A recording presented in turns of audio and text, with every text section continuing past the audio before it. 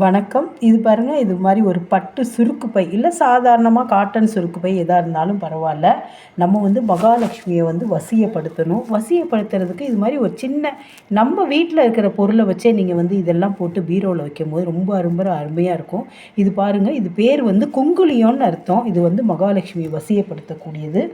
அடுத்தது பார்த்திங்கன்னா, இது பச்சை கற்பூரம். இது மகாலட்சுமியை வசியப்படுத்தக்கூடியது.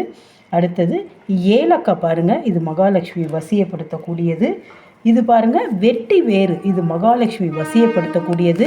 நம்ம கோயிலெல்லாம் பார்த்துருப்போம், பெருமாளுக்கு எல்லா ஒரு தெய்வத்துக்குமே இந்த வெட்டி வேர் மாலை போடுவாங்க. அது பணத்திற்குரியது, மகாலட்சுமி வசியப்படுத்தக்கூடியது.